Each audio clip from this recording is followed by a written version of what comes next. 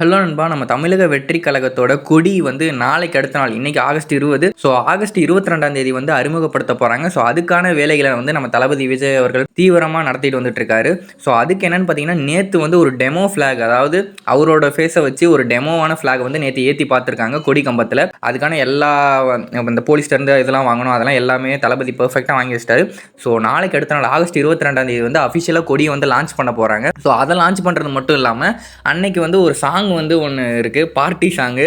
So அது கட்சிக்குன்னு அந்த பார்ட்டிக்குன்னு ஒரு சாங் இருக்கும்ல, ஸோ அதை வந்து கம்போஸ் பண்ணியிருக்காரு யாருன்னு பார்த்தீங்கன்னா மியூசிக் டைரக்டர் தமன். அதுக்கு லிரிக்ஸ் பண்ணியிருக்காரு வந்து விவேக். ஸோ லிரிசிஸ்ட் விவேக்கை பற்றி தெரியும், நம்ம தளபதிக்குன்னு வந்துட்டாலே வேற ரகத்தில் ஒரு லிரிக் வந்து எழுதுவார். ஸோ நம்ம பார்ட்டிக்கும் அவர் தான் வந்து லிரிக்ஸ் எழுதியிருக்காரு பார்ட்டி சாங்குக்கு.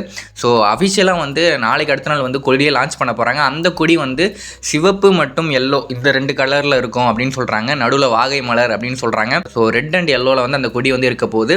ஸோ முக்கிய நிர்வாகிகள் 300 பேர்த்த வந்து கூட்டி பனையூரில் வந்து அதை நடத்த போகிறாங்க. ஸோ எல்லா இடத்துலையுமே கொடி வந்து லான்ச் ஆக போகுது. ஸோ நாளைக்கு வந்து தளபதி விஜய் அவர்கள் நாளைக்கு அடுத்த நாள் வந்து அதை வந்து லான்ச் பண்ணுறாரு கொடியை. ஸோ அந்த கொடியை லான்ச் பண்ணுற விஷயத்தில் வந்து எந்த கோளாறும் நடந்துடக்கூடாதுன்றதுனால பார்த்து தான் பண்ணுறாங்களாம். ஏன்னா தளபதி விஜய் அவர்கள் வந்து எல்லா இதுலேயுமே சொல்லியிருக்காராம், இந்த மாதிரி பார்த்து இது பண்ணுங்க, ஸோ எந்த ஒரு அசம்பாவிதமும் நடந்துடக்கூடாது, ஏன்னா கொடியை வந்து பெர்ஃபெக்டாக எப்படி நினச்சோமோ அந்த மாதிரி மக்கள்கிட்ட போய் கொண்டு சேருங்க அப்படின்னு வந்து சொல்லியிருக்காங்க. ஸோ ஃப்ளாக் வந்து எந்த அளவுக்கு மக்கள்கிட்ட போய் அதை காட்ட முடியுமோ அந்த அளவுக்கு, ஏன்னா கோட் படம் அந்த கோட் ரிலீஸ் இருக்குல்ல, கோட் ரிலீஸ் அப்போயும் அந்த கொடியை மக்கள்கிட்ட கொண்டு போகிற மாதிரியும் ஒரு ஐடியா வந்து வச்சிருக்காராம். அஃபிஷியலாக கொடியை வந்து நாளைக்கு அடுத்த நாள் ஆகஸ்ட் 22ஆம் தேதி வந்து ரிலீஸ் ஆக போகுது.